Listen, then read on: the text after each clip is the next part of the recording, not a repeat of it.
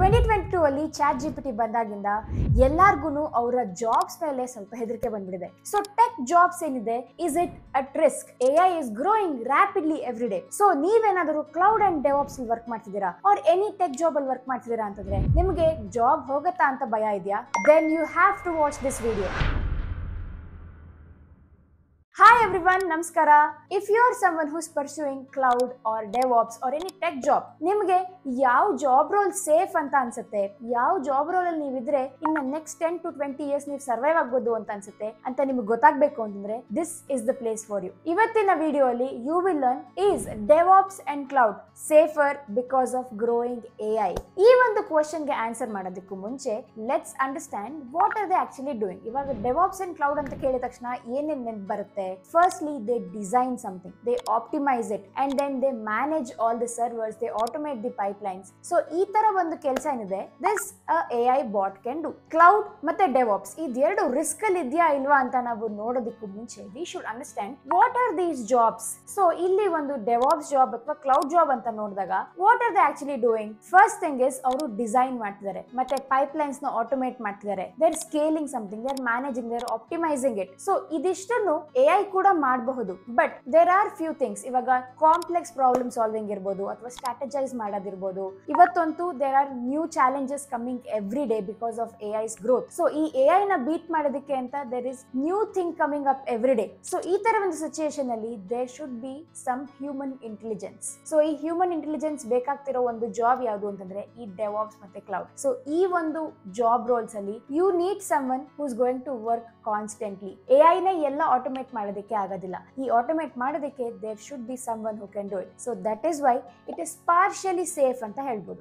Going to the next statement, human requirement ಎಷ್ಟು ಬೇಕಾಗುತ್ತೆ as a problem solving. ನೀವೊಬ್ಬ engineer ಆಗಿದ್ರೆ you can relate it to this. So ನೀವೊಬ್ಬ engineer who is working for 4 or 5 years ಅಂತ ಅಂದ್ರೆ you will be known for your problem solving skills. ನೀವು ಯಾವ್ದಾದ್ರು ಒಂದು ಪ್ರಾಬ್ಲಮ್ ನ ಯಾವ ತರ ಅಪ್ರೋಚ್ ಮಾಡ್ತೀರಾ, ಅದನ್ನ ಹೇಗೆ ರಿಸಾಲ್ವ್ ಮಾಡ್ತೀರಾ, ಎಷ್ಟು ಟೈಮ್ ತಗೊಳ್ತೀರಾ, it depends on you only. So ನಿಮಗಷ್ಟೇ ಅದು ಒಂದು USP ಅಂತ ಹೇಳ್ಬೋದು. ಸೊ ಈ ತರ ಇರೋದ್ರಿಂದ ಈ ಒಂದು ಜಾಬ್ ನ ಟೇಕ್ ಓವರ್ ಮಾಡೋದಕ್ಕೆ AI needs a lot of data, a lot of work, ಮತ್ತೆ ಅದನ್ನ ಟ್ರೈನ್ ಮಾಡೋದಕ್ಕೆ it takes a lot of time. But ಇವತ್ತು AI is so advanced, it can take your job. But ಈ problem solving strategies ಏನಿದೆ that will be done only by human beings. So ಈ ಒಂದು problem solving strategies ಯಾವ್ದಕ್ಕೆ ಬೇಕಾಗುತ್ತೆ ಅಂತಂದ್ರೆ when you are designing something, when you are organizing or when you are managing something. ಇವಾಗ ಒಂದು application scalable ಮಾಡೋದಕ್ಕೆ ಯಾವ ತರ ಮಾಡ್ಬೋದು, ಇದೆಲ್ಲದಕ್ಕೂ you need someone who is an expert in it. So ಅವಾಗ your DevOps and cloud skills will come into place.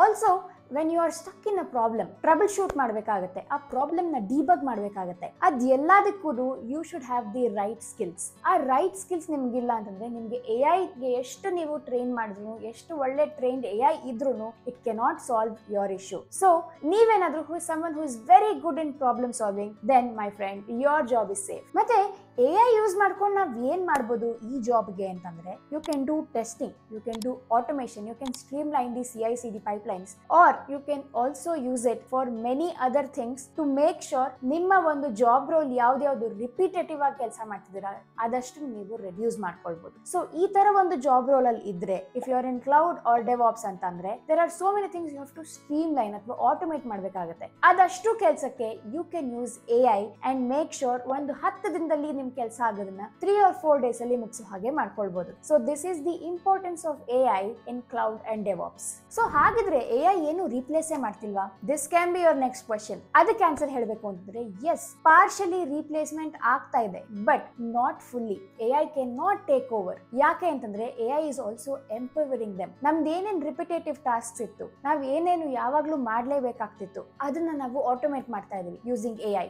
ನಾವು ಏನ್ ಮಾಡ್ತಿದೆ ಅಂತಂದ್ರೆ ನಮ್ಗೆ it is freeing up some time to make sure we think freely in optimising it. So ನಾವು ಹೇಗೆ strategies ನ plan ಮಾಡೋದು, ಡಿಸೈನ್ ಹೇಗೆ ಮಾಡೋದು, ನಮ್ಮ ಕಂಪನಿ ಪ್ರಾಡಕ್ಟ್ ನ ಹೇಗೆ ಸ್ಕೇಲ್ ಮಾಡೋದು, ಇದೆಲ್ಲದನ್ನು ಮಾಡೋದಕ್ಕೆ AI is giving us more time to think. So ಇದರಿಂದ ಏನಾಗುತ್ತೆ, ನಮ್ಮ ಕ್ರಿಯೇಟಿವ್ನೆಸ್ ಏನಿರುತ್ತೆ that will open up. So AI is not just replacing ಅಥವಾ AI is not completely replacing, it is also empowering us to do something much better. So to answer to your question, AI ನಿಮ್ಮ cloud cloud and devops job ನ replace ಮಾಡ್ತಾ ಇಲ್ಲ, but in turn it is helping you. ನಿಮ್ಮ day to day repetitive task ಏನಿದೆ ಅದನ್ನ ಇನ್ನು enhance ಮಾಡೋದಕ್ಕೆ help ಮಾಡ್ತಾ ಇದೆ. ಅದಷ್ಟೇ ಅಲ್ಲ, ಇದ್ರ ಜೊತೆಗೆ ನೀವು AI ಟೂಲ್ಸ್ ಯೂಸ್ ಮಾಡ್ಕೊಂಡು ನಿಮ್ಮ ಒಂದು ಜಾಬ್ ರೋಲ್ ಅಲ್ಲಿ ಇಂಪ್ಲಿಮೆಂಟ್ ಮಾಡ್ಕೊಂಡ್ರೆ that will always make sure you will be up to the level, ಅಥವಾ ಒಂದು ಆನ್ ಪಾರ್ ಇರ್ತೀರಾ ಅಂತ ಹೇಳ್ಬೋದು. If you are not learning, you are not growing. That is the only agenda. So that's it. I hope ನಿಮ್ಗೆ ಈ video ಇಷ್ಟ ಆಗಿದೆ. ಇದ್ರಲ್ಲಿ ಏನೇನ್ ಹೇಳಿದೆ ಅದೆಲ್ಲ ಅರ್ಥ ಆಗಿದೆ. ಇದರಲ್ಲಿ ಏನೇ ಡೌಟ್ಸ್ ಇದ್ರೂ ಪ್ಲೀಸ್ ಕಾಮೆಂಟ್ಸ್ ಅಲ್ಲಿ ಮೆನ್ಷನ್ ಮಾಡಿ. ಹಾಗೆ ನಿಮ್ಗೆ ಈ ವಿಡಿಯೋ ಇಷ್ಟ ಆಗಿದ್ರೆ ಪ್ಲೀಸ್ ಲೈಕ್ ಮಾಡಿ, ನಿಮ್ ಫ್ರೆಂಡ್ಸ್ ರಿಲೇಟಿವ್ಸ್ ಗೆ ಶೇರ್ ಮಾಡಿ, ನಮ್ ಚಾನೆಲ್ ನ ಸಬ್ಸ್ಕ್ರೈಬ್ ಮಾಡೋದ್ ಮರಿಬೇಡಿ. ನೆಕ್ಸ್ಟ್ ಟೈಮ್ ಮತ್ತೆ ಮೀಟ್ ಮಾಡೋಣ, ಏನಾದ್ರೂ ಹೊಸದಾಗಿ ಕಲ್ತ್ಕೊಳ್ಳೋಣ. ಅಲ್ಲಿವರೆಗೂ ಕಲಿತಾ ಇರಿ, ಎಕ್ಸ್ಪ್ಲೋರ್ ಮಾಡ್ತಾ ಇರಿ. ಬಾಯ್.